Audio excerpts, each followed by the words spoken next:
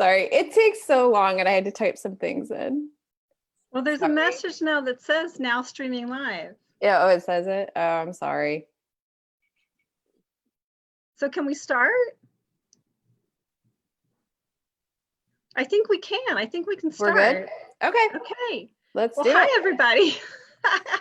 Well, this is our first Webster Arts live stream conversation about art, and we are very excited. So please forgive us because it is everybody's first time, but we're going to do our best. I'm Jahna Kahrhoff. I'm the president of the Webster Arts Board of Directors, and I have some really fabulous friends with me today. I have Kathie Cahoon. We have Penny and Davis Allen, who are all either current or previous board members, longtime friends of Webster Arts. Welcome and thank you for being here. We also have Jeane Vogel. She's the Executive Director of Webster Arts, and it's great to have you as well. She's the force behind our fair. And in the background, we have Allison Erasmus. She is our technical support person today and jack of all trades, helping us with our Facebook Live today. We just wanted to get together and share with you some of our personal experiences with the Webster Arts. So today is Saturday, June 6th. It's fabulous outside. It's a little hot, but it's sunny. And if it weren't for coronavirus, we would all be on the field at Eden Seminary, probably for several hours already because it's now 11. We usually get there around 7 o'clock in the morning. But instead we're here online, but it's really great to see you. Davis, I'm going to start with you because just before we went live, we were chatting about the t-shirt that you're wearing, and we were trying to figure out, we think it was from the second year of the fair. So tell us a little bit about those first couple of fairs. What were they like? Thank you, Jahna.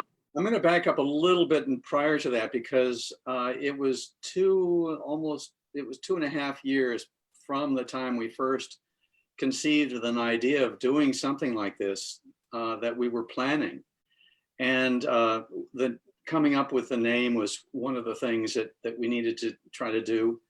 And we consulted a professional in the field and a lot of study groups. And that's the idea that we came up with because it was an outdoor fair.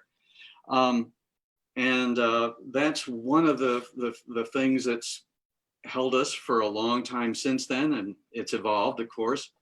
But those planning stages were critical because they were also key in coming up with the fundamentals of the fair that have held true today.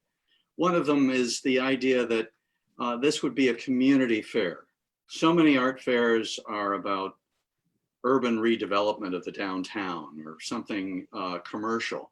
This was decidedly a community-based event intended to bring people together and celebrate community, in this case, Webster Groves. And so it immediately took a tone that this was volunteer directed. It was grassroots. We wanted to be certain to include a lot of Webster talent that Webster had always been known for, especially in the arts. So that was one key thing. Another thing is that we wanted it to be high quality.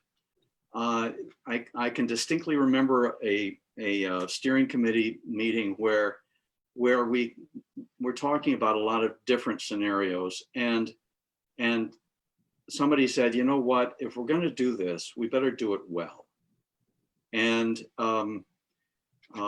that's one of the reasons why it took us 2.5 years to start, is we wanted to make sure that we got off to a good footing. And so a lot of those folks, and they deserve mentioning in many cases, because while I was a part of the founding group, Penny was there. There were some, Rick Kuhn, who was critical in figuring out how this all could be staged in a way that was workable for 80 artists back then. And I think it was 10 or 9 different media back then. It was a veritable zoo, and it was in a smaller space. It was at that point, for the first 2 years, it took place on the wedge just east of Emmanuel Episcopal Church, between Bompart and Lockwood. And it was a fine space for 80 artists, music, the food vendors, and our educational programs that Penny will talk about a little bit. So it all fit. And I think other people who were involved, Jerry Welch was a relatively new mayor back at that point. And she jumped right on board with this and said, yeah, let's do this. The Jazz and Blues Festival, back then it was still the Jazz Festival, had launched about a year prior or two prior to this. And she saw how wonderful these community events can be, how nice it would be to have something for the fine arts as well. Peter Love was very busy behind the scenes in making sure that we were all legal. And establishing our nonprofit status so that people could give and it could be used for charitable activities. So Marilyn, it sounds like a real community effort. There were a lot of people involved. That was. And I could go on, name. I'm sure. But, I'm certainly leaving people out. I have to mention some of the people who were sponsoring this from the get-go, behind the scenes, the Steve Finnerty and Linda, Jane Piper Gleason, and Holly and Burr Smith. They were just offering stabilizing funds to get us going, and those funds later became our reserve fund and have held us steady ever since. So this team put together things. The other thing that, because we knew that conceptually this was something coming out of Webster, we wanted to really feature Webster artists, and they've really embraced this idea and run with it with us, and continue to play an important role along with the regional and indeed national and international artists. Yeah. So I think we all have in our background some art from the fair. Katie, can you tell us a little bit about the art that's behind you, or maybe some other art that you purchased at the fair that you really like? And Sure. So what I'm sitting in front of is a wall of some prints that we got over a couple years at the fair. This is Susan Klein's work, and if I move my head this way, this is Holly Foss happening over here. Obviously very fun, very colorful. We really like their work. And Jeane just took a drink out of her coffee cup, and I've got mine here too. This is Laura Holm, who's a ceramic artist who was supposed to be at the fair this year. right. I know you can link to her through our artist list on the website. So ask her about her coffee mugs. I've been drinking out of this every day and running it through the dishwasher for a year now, and it's fabulous. I have one too. So We have I think we all do. We Yeah. all have them. So yeah, that's my collection. What's everybody else got? I'm wearing Carrie Norman earrings and a necklace that I got last year at the fair. Right. And I've got some Jan Byron behind me, who's a fabulous great. fiber sculptor. Yeah. I could bring out all my jewelry. It would be. Well, Katie, you mentioned the website. We have a fabulous website. So for those of you who are missing the fair, one of my favorite things is going, walking up and down the aisles and going in and talking to the artists about their work and hearing, when they talk about their process and how it comes to life. So you can go to our website. It's www.websterartsfair.com. When you log into the site, we have a slideshow of just the booths, and it almost feels like you're really walking down the aisles. But you can go and you can see all of our artists. You can see their art, go to their website. You can purchase art just like you would at the fair. So if you're like me, missing that interaction, we also have some pre-recorded interviews that Jeane did with some of our artists. Jeane, can you tell us a little bit about those interviews? Who can we go listen to on our website? Sure, I think there are about 5 or 6 of them. that are on there. Court Anderson is a photographer, and we talked with him, and he has some really interesting art that features porches from the South. And I was unaware that porches have a very specific meaning for some families in the South. And he's photographed a lot of them and put some stories together about that. Lisa Chrisman, who's a local artist, is a pastel artist. We've got an interview with her. Hill Bryn is a sculptor, and we have a really nice interview with him. And there's a couple other ones on there. It's really nice to see artists in their studios talking about their work specifically, because that's what we do when we go to an art fair. We talk to them about what their art is. Right, right. And that's probably what I miss the most. Yeah. The other thing that I miss is seeing all the kids around, you know, how all the kids doing their little projects and really, you know, starting them young. That's what I always say. And Penny, you were involved in getting the studios going in the early years. Tell us a little bit about that, and why did we include that? Well, we felt that it needed to be, if it's going to be a community event, that included families. And how do you get families to come?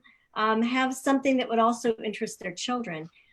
In addition, it's just so important for people to try out art that they may not have tried before. And so that's why we involve local businesses like Kruger Pottery, who came and they had the clay that the kids could work with, but not just the kids, it was also the adults. So the parents and kids could do it together. And even music folk brought musical instruments to try out. And so it became a way to explore new art forms, get excited about something new, and have something tangible for the kids to do in addition to walking around and seeing art. You Can Do is another vital partner. Right. Yes, very much so. And you can do, excuse me, Jahna, go ahead. You Can Do kits are on the website now for people. Oh, great, great. Yeah, So if you're looking for something for your kids to do this summer, that's a great opportunity. And I think one of the things that you mentioned, Penny, is that there wasn't just visual art. Right. We had music, we had interaction, or we still have. Music is a big part of the fair. And if you go to our website, the fair website, you can also see our musicians, because they are a big part of what makes the art fair a community event. A lot of people come, they listen to the music, and then they go browse and see the art. They go check out the food vendors. We have links to them on our website. So we really, you know, there's a lot going on during the 3 days of the fair.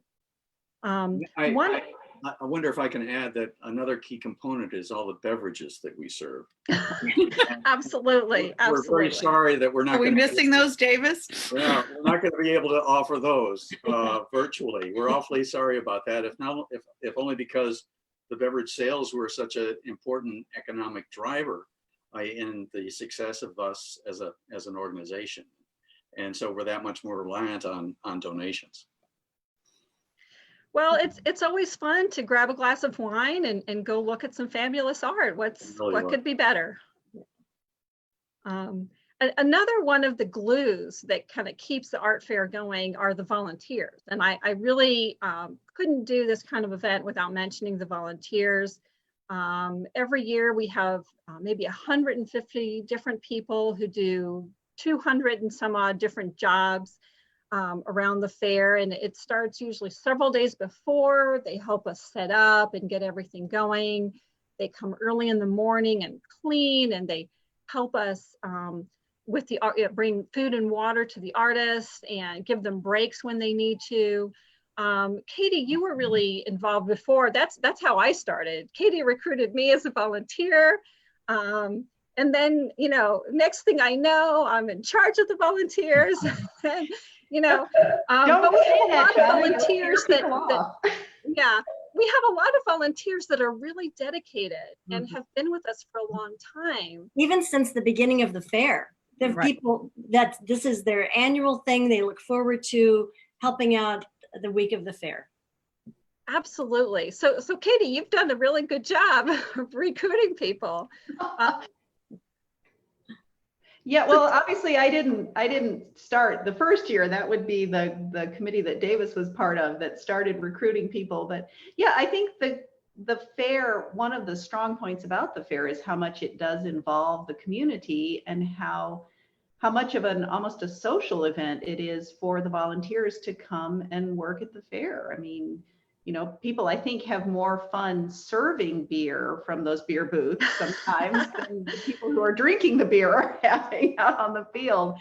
So yeah, it's a great way to get involved in, and we certainly rely on all those volunteers to make it happen.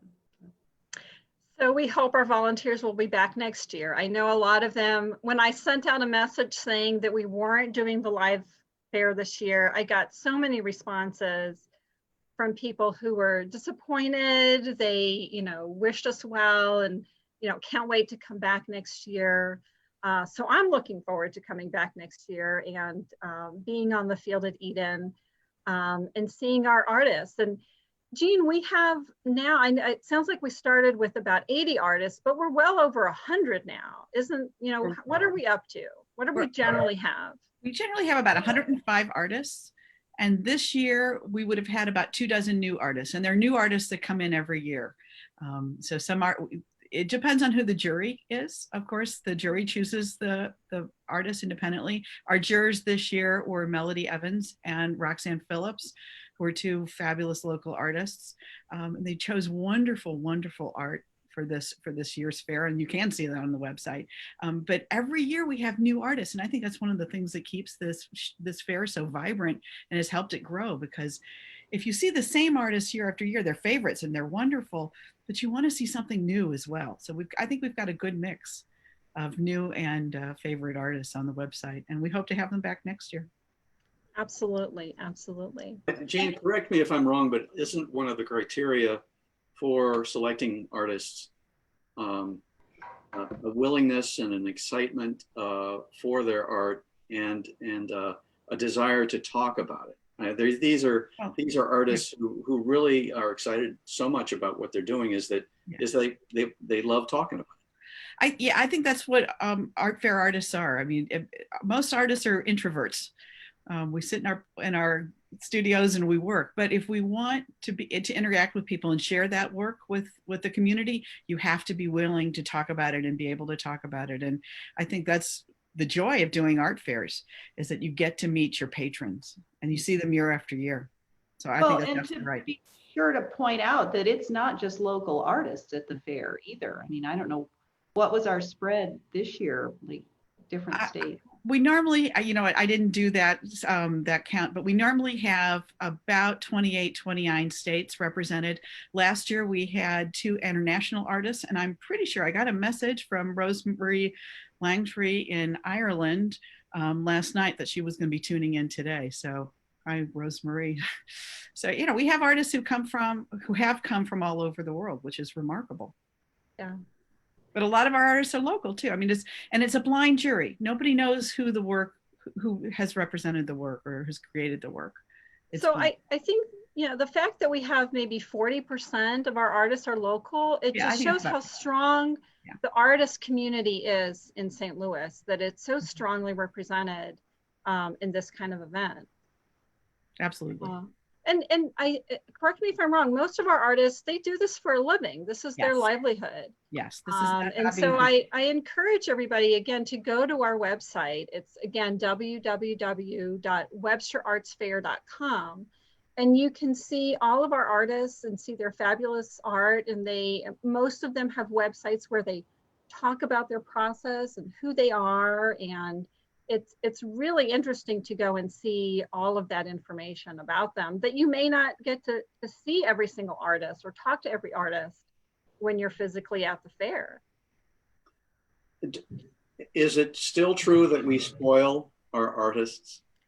Very much, and they are very grateful for how much we spoil them. I think that was the one thing that the committee, when you started the fair, 2004 I think was the first fair, that's what that was the standard that you set, and it's been maintained.